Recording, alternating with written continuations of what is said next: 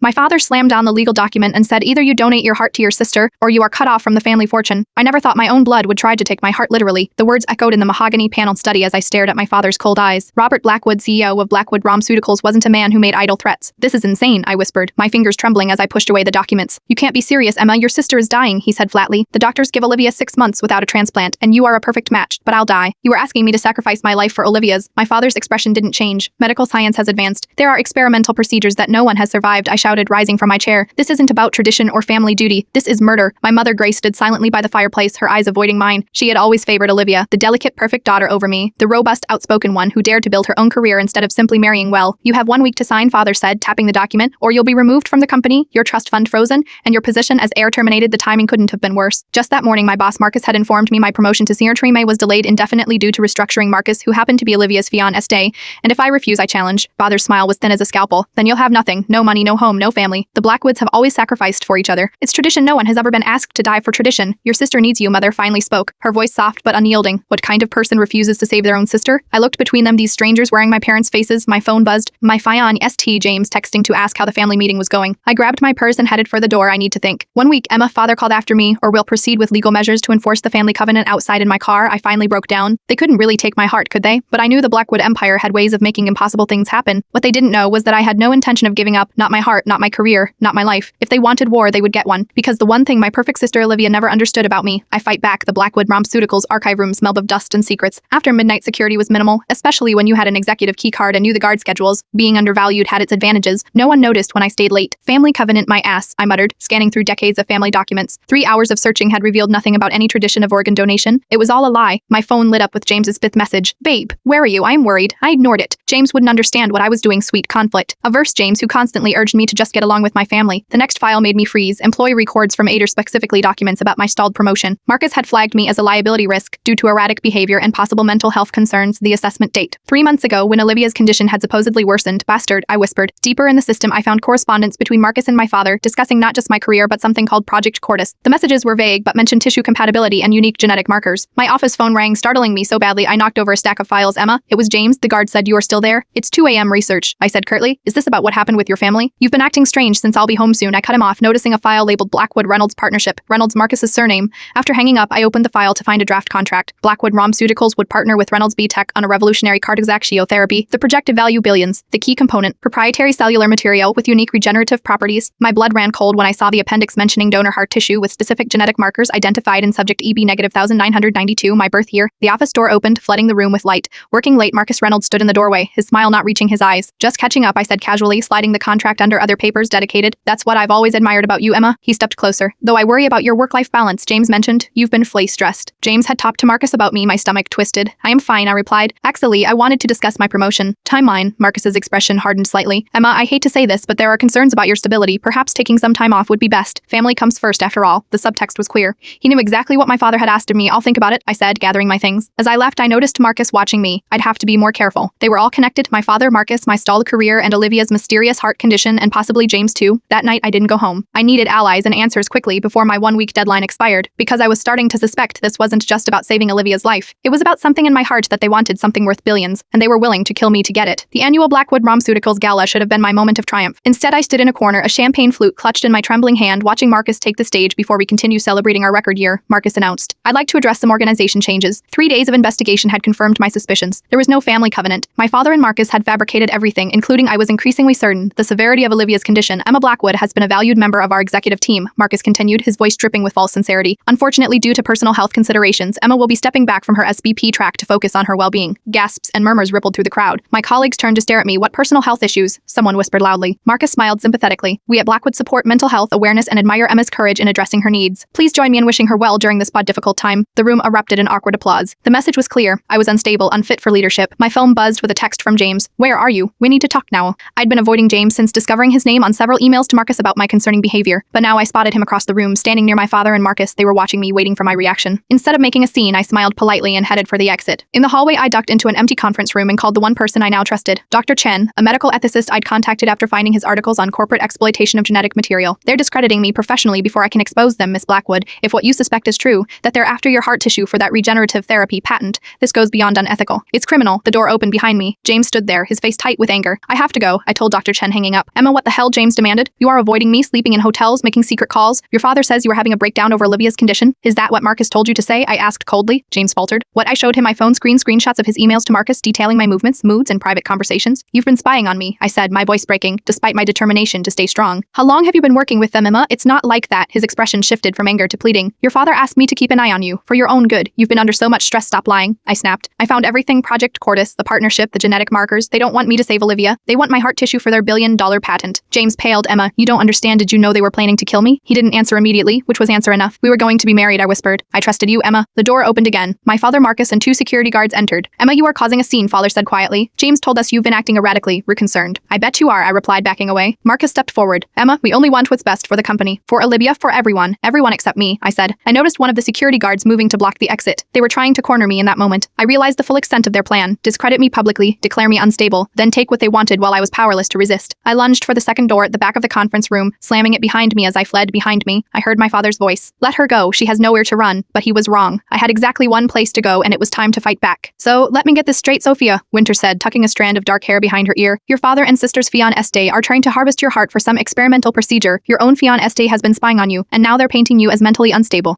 We sat in her downtown apartment, surrounded by legal textbooks. Sophia had been Blackwood Pharmaceuticals' outside counsel until a mysterious conflict of interest led to her dismissal 3 months ago, right when Project Cordis accelerated. It sounds insane, I admitted, but I have evidence. Dr. Chen, joining us via secure video call, nodded gravely. The cardiac regenerative therapy they're developing requires tissue with specific genetic markers, a mutation that affects fewer than 1 in 10 million people. If Miss Blackwood has this mutation, for my heart is worth billions, I finished, and they're willing to sacrifice me to get it. Sophia paced the room. They've created a perfect trap. If you fight back, you confirm their narrative that you are unstable. If you try to expose them, who would believe such an outlandish story? Someone has to, I said firmly. We need more evidence, Dr. Chen said. Medical records proving your sister isn't as ill as they claim, documentation of the experimental procedure, proof that your genetic material is the target. And we need leverage. Sophia added, something to keep them from moving against you before we're ready. My phone buzzed with another call from James, his 20th since I'd escaped the gala. This time I answered and put it on speaker. Emma, please, he begged. Where are you? Echinesians worried sick. Fur, they worried I'll expose them? This is all a misunderstanding. Your father only wants my heart, I finished. Tell me, James, did our relationship ever mean anything? Or was your job just to monitor me until they were ready to harvest? Silence stretched between us then. It wasn't supposed to be like this. I did love you, I still do. But your sister is dying and you have what she needs, except she's not dying, is she? This is about Project Cordis. Another pause. How do you know about that? I know everything, James, and I've made copies of all the evidence. Emma, listen to me. His voice dropped to a whisper. You don't understand what you are dealing with. Your father has connections everywhere. Police, hospitals, judges. If they find you, is that a threat? It's a warning.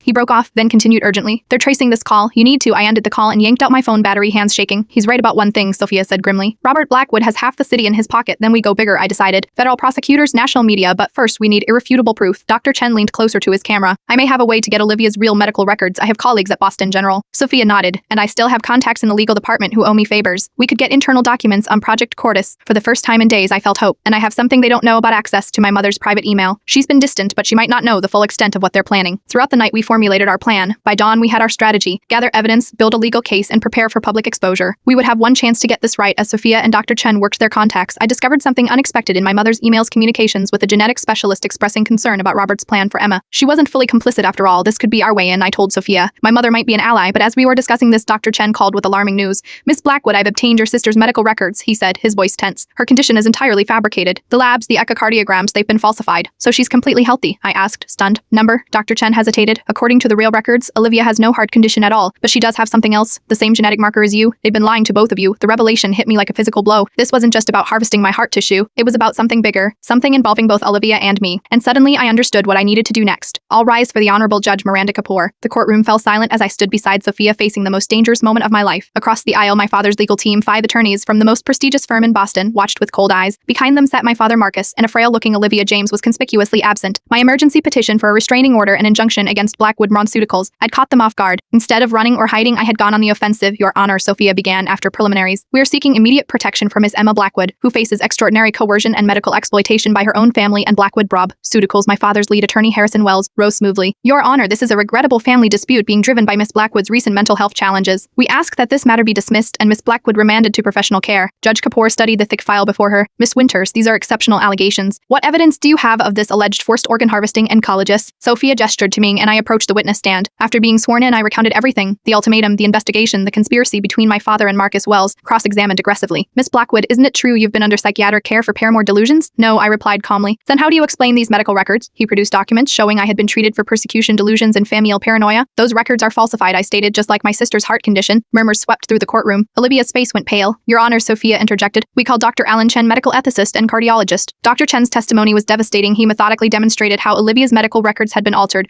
presenting the authentic records obtained through his hospital connections. In my professional opinion, he concluded, Olivia Blackwood does not have any cardiac condition requiring transplantation. The records were falsified as part of a scheme related to Project Cordis. During a brief recess, I noticed my mother sitting alone, separate from my father. She caught my eye, her expression unreadable. When proceedings resumed, Sophia called her master witness. The court calls Grace Blackwood. My father's head snapped up in shock as my mother walked to the witness stand. Mrs. Blackwood, Sophia began gently. When did you first learn of your husband's plans for your daughter Emma? Mother's hands trembled. 3 months ago, Robert said. Emma's heart contained unique cells that could revolutionize cardiac medicine. He said Emma would be compensated for tissue samples. And when did the plan change? When they discovered the tissue regenerated only when connected to a living heart. Robert and Marcus began talking about more extensive harvesting. When I objected, they said Emma would survive the procedure. She looked directly at me, but I found the research protocols. No one has ever survived it. The courtroom erupted in shocked whispers and Olivia's condition. They told Olivia she was sick to gain her cooperation. She doesn't know the truth. I glanced at my sister, who sat rigid with shock, staring at our father. Staring at our father, Mother continued, her voice stronger. Last week I found correspondence showing they planned to have Emma declared mentally incompetent if she refused to cooperate. James was instructed to testify that she had become unstable. Why are you coming forward now, Mrs. Blackwood? Mother looked directly at me. Because I failed Emma her entire life. I favored Olivia, accepted Robert's manipulations, but I won't let him sacrifice our daughter, either of our daughters, for money. As she stepped down, another commotion erupted at the back of the courtroom. James burst in, breathless, the security guard trying to restrain him. Your Honor, he called out. I have evidence. Judge Kapoor gestured for the bailiff to let him approach. James rushed forward, placing a flash drive on the bench. This contains all the Project Cordis files, he said, the real protocols, the partnership agreements, everything. Mr. Taylor, my father's voice cut across the room. Remember your confidentiality agreement. James turned to face him. I remember everything. Mr. Blackwood, ain't got your instructions on how to testify against Emma if she resisted. It's all recorded, every meeting, every order. He looked at me, his eyes pleading. I am sorry, Emma. I should have stopped this sooner. Judge Kapoor reviewed the new evidence while the courtroom buzzed with tension. Finally, she looked up, her expression severe. This court grants the emergency injunction against Blackwood Pharmaceuticals and Robert Blackwood. Pertem 4, I am referring this matter to the district attorney for criminal investigation. She banged her gavel. Court adjourned. As people began filing out, Olivia approached me hesitantly. Did you know? I asked her. Tears filled her eyes. I thought I was dying. Father said you were refusing to help me. She swallowed hard. I am so sorry, Emma. I didn't know what to feel. Anger, pity, relief. But one thing was certain. This wasn't over. My father's expression as he was led away told me everything. This was just the beginning. Good evening and welcome to Nightline. I am Vanessa Carter-Noit. We bring you an exclusive interview with Emma Blackwood, the pharmaceutical heiress at the center of what's being called the heart harvesting scandal. The studio lights felt hot as I sat across from the renowned anchor. 3 days had passed since the courtroom showdown and my world had been turned upside down. Miss Blackwood, your allegations against your father and Blackwood Pharmaceuticals have shocked the nation. Can you tell us what it felt like to discover this conspiracy against you? I took a deep breath. Imagine discovering that your entire life, your family, your career, even your engagement was orchestrated to eventually lead to your death. That's what I've been grappling with. The interview continued as I methodically laid out the evidence, now bolstered by documents released after an emergency Blackwood Pharmaceuticals board meeting. The story had every element of a nightmare: corporate greed, family betrayal, medical exploitation. What about your fiancé? James Taylor reports suggest he was working with your father, but then switched sides. My chest tightened. James made choices I can't defend. He says he was trying to protect me from the inside, that he planned to warn me, but trust once broken is difficult to repair. And your sister Olivia, she was also a victim of manipulation. Olivia believed she was dying. She was told I was selfishly refusing to help her. While I can't blame her entirely, she never questioned the narrative that cast me as the villain. After the interview, my phone exploded with messages. The Blackwood Pharmaceutical stock had plummeted 40%. The FBI had raided my father's offices. Marcus Reynolds had been detained trying to board a private jet to the Cayman Islands, but the message that caught my attention was from James' emergency board meeting tomorrow. Your father's making his last stand. Be prepared. Despite everything, James was still trying to help me. I forwarded the message to Sophia, who had been appointed interim legal counsel for the company. We'll be ready, she replied that evening. A knock on my hotel room door surprised me. Olivia stood in the hallway looking smaller than I remembered. Can we talk? She asked quietly. I let her in, maintaining a careful distance. I wanted to say I am sorry, she began, not just for what father did, but for how I've treated you our whole lives. I believed him when he said you were jealous, unstable, resentful. She looked up, tears streaming down her face. I never questioned why I was always the favorite. Why now, Olivia? Because father's empire is crumbling. Because I found out what he was willing to do to you, and what he was willing to do to me. She pulled out her phone and showed me lab results. I had independent tests done. We both have the same genetic marker. If his plan for you had succeeded, I would have been next. My anger faltered. This morning I also told them about the offshore account, the bribes to medical officials. She hesitated. Emma, I know we can't be sisters again overnight, but I want to try. Before I could respond, my phone rang. Sophia again. Emma, we have a problem. Your father has called an emergency press conference for tomorrow morning ahead of the board meeting. Our sources say he's planning to publicly discredit you and announce a breakthrough therapy that will rehabilitate the company's image. He's going to use my genetic material anyway. I realized the samples they took during my annual executive physical. Can you do that? Olivia asked after I explained. Not legally, I said, but if he announces it publicly before we can stop him, then every major pharmaceutical company will pursue the research. Olivia finished. Even if father goes to prison, the exploitation continues. We looked at each other and for the first time in our lives we were truly united. I have an idea, Olivia said slowly, but it requires us to work together. As she outlined her plan, I realized that the final confrontation would be more public and more dramatic than anything I could have imagined, and it would require me to face not just my father but also James, the man who had both betrayed and saved me. Are you sure about this? I asked Olivia. She nodded, her expression resolute. It's time we showed father what Blackwood women are really made of. For the first time in days, I smiled. Tomorrow would bring the final battle, and this time I wouldn't be fighting alone. The Blackwood Pharmaceuticals auditorium buzzed with tension. File holders, board members, and press filled every seat, while cameras refaved to millions watching online. My father stood at the podium, the picture of corporate competence despite the scandal engulfing him. Ladies and gentlemen, thank you for joining us during this challenging time, he began smoothly. Today, I want to address the unfortunate misunderstandings that have occurred and share exciting news about a breakthrough that will transform cardiac care forever. I sat in the back row beside Sophia and Dr. Chen. Olivia positioned strategically across the room. Everything hinged on timing first. Regarding the allegations made by my daughter Emma, father continued, his voice carrying just the right note of paternal concern. While I love Emma deeply, she has struggled with certain emotional challenges. The pressure of her executive role combined with her sister's health crisis triggered an unfortunate episode. Murmurs rippled through the crowd. I gripped the armrests, forcing myself to remain seated. As for Project Cordis, yes, we've been developing revolutionary cardiac regeneration therapy, and today I am pleased to announce we've secured full proprietary rights to the essential genetic material needed. A slide appeared showing cellular images, my cells taken without consent. This therapy will save millions and cement Blackwood's position as the leader in cardiovascular medicine. I prepared a video demonstration of the technology's potential. As the lights dimmed for the video, I felt a hand on my shoulder. James had slipped into the seat behind me. It's time, he whispered. The FBI agents are in position. I nodded and pressed send on my phone, initiating our counterattack. Immediately, the video feed cut out, replaced by security footage showing my father and Marcus discussing how to declare me incompetent and harvest my unique cardiac tissue. Gasps filled the room as my father frantically signaled to his tech team. What is this? He demanded, his composure cracking. I stood and walked toward the stage, microphone in hand. This, father, is the truth. Every conversation, every plan, every lie, all documented and now being streamed to the sexy FDA and major news outlets. The emergency exit doors opened and FBI agents entered the auditorium. Robert Blackwood, the lead agent, announced, "You are under arrest for conspiracy to commit medical fraud, corporate espionage, and attempted grievous bodily harm." This is absurd, my father shouted. I was trying to save lives, including Olivia's, I asked, my voice amplified throughout the room. Show them your test results, Olivia. My sister stood holding up medical documents. I was never sick, she announced. The entire story about needing Emma's heart was fabricated. Father and Marcus were planning to harvest her tissue for their patent. Marcus, seated in the front row, tried to escape, but was blocked by security. The board has seen enough, announced Chairwoman Eleanor Vasquez, rising from her seat. I call for an immediate vote to remove Robert Blackwood as CEO and refer all Project Cordis materials to ethics review within minutes. The vote was complete. My father was out. As he was led away in handcuffs, he locked eyes with me one last time. You've destroyed everything I built, he hissed. No, father, I replied calmly. I saved it from what you were trying to turn it into, Chairwoman. Vasquez approached me as the chaos subsided. The board would like to offer you the position of Chief Tark Rating Officer, Miss Blackwood. We need someone with your integrity to help rebuild. Behind her, James watched with a complex expression, pride, regret, and something like hope. I'll accept, I told Vasquez, on one condition. Blackwood establishes an independent ethics foundation to oversee all research with Dr. Chen as its head. Agreed, she said without hesitation. Later, as reporters clamored for statements, Olivia stood beside me at the podium, two sisters, finally united. Blackwood Pharmaceuticals will continue its mission to save lives, I announced, but never again at the cost of exploiting others. As we left the building, James approached hesitantly. Emma, I know I have no right to ask for forgiveness. You are right, I cut him off, you don't. But you did help bring down my father when it mattered most. What happens now? He asked. I looked at him thoughtfully. I don't know. Trust isn't rebuilt overnight. That evening alone in my office, my father's former office, I reviewed the final reports on Project Cordis. One paragraph caught my attention. Tests confirmed both Olivia and I carried the same rare genetic marker, but mine exhibited unusual activation patterns not present in hers. My heart was indeed special, just not in the way my father had claimed. As I closed the file, my phone buzzed with a news alert. Marcus Reynolds had been released on bail, with evidence suggesting he had already sold preliminary research data to overseas competitors. I stared out at the Boston skyline, the weight of victory and danger equally balanced. This wasn't the end, but now I was ready, Hal of Blackwood Pharmaceuticals, defender of my own heart, and no longer fighting alone. Whatever came next, I would face it on my terms, because some hearts are too valuable to surrender.